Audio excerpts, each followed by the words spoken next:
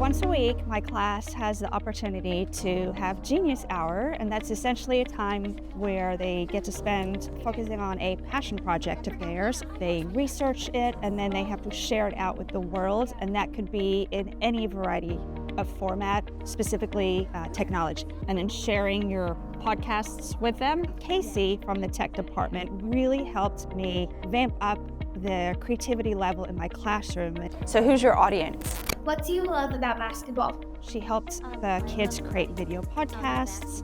They have made interactive websites. They have also created movie book trailers with soundtracks attached. She really improved and helped me look at areas that just needed a little bit more technology-driven lessons to help lift that level of engagement. Technology is seamlessly woven throughout my Genius Hour lessons, and there's such high level of engagements. The kids want to spend all day creating and building and sharing. So the one-on-one coaching model I love because you can work one-on-one with somebody that's an expert in their field, and you build that relationship with that person. You can ask the questions you wouldn't normally get to ask. If we're going to continue to build technology-driven classrooms with, deeper critical thinking, collaborative efforts amongst the students, this coaching style is the way to go.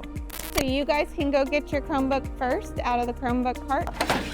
If you guys are on Google Classroom, we're going to go ahead and open that up. I decided to become a part of this coaching model because this is my 12th year teaching here at the school, and I definitely wanted to integrate more technology-based integration into my classroom. When I talked with Jeff Wagner about using AI tools in my classroom, I took a lesson that I've already done in my class, and I used that technology to help make my lesson a little bit more integrated with technology. And I took the kids' lesson on using stop motion, and we took our stop motion videos and made a title slide with their designs using AI and Canva. Students were super engaged with actually figuring out how they could take the AI images and relate it to the artwork in their storyline of their stop motion that they've already been working on. So there was a lot of wows and a lot of like, oh, this is cool, we should put this here. A lot of excitement about how to relate the two together. You guys are going to be making Zentangles for your next project. So this coaching model has helped me with my growth as a teacher because I feel like now I can use AI or any technology to integrate with the art lessons I'm doing, because art and technology are so intertwined nowadays, especially with our students. And so this has allowed me to kind of combine both the art making and technology together. I think that the coaching model is probably the best professional development tool that I've actually had out there because it met my individual needs. We're going to get started. So I want to make sure you have time to do everything. Read through it, see if you can fill in the words, make it make sense. And my goal was to increase engagement in my class, and I wanted a way to really keep them involved at my pace. It was very simple and very helpful. So you're like cracking a code. When you tell them what you're trying to do and give them some content, they can run with it and use things that maybe you're not aware of, that you didn't know existed. If it contains cells, it's biotic. And they add tools to your toolbox so that you can then improve upon your lessons as you go. Well, my choice was Pear Deck.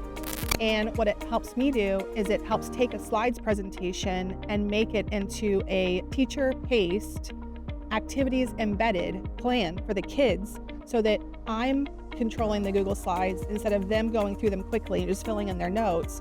And I'm also embedding activities to get them to practice the few slides I just taught them to see, can they now do it? We talked about it, but can you apply it?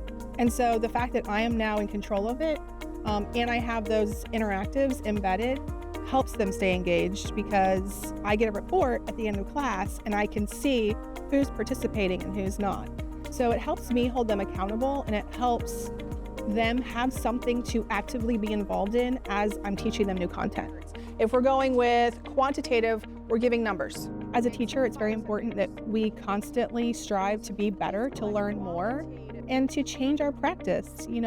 Education isn't what it was 20 years ago. And I think it's important that we gain the tools and the knowledge of how to engage this age of students so that they are interested in learning. The technology team is fabulous. They'll start at any level that you are, they'll start you there. I think as a teacher, it's very important that we constantly strive to be better, to learn more. And I think it's important that we gain the tools and the knowledge of how to engage this age of students so that they are interested in learning. I consider it just adding tools to my toolbox to make me a better teacher.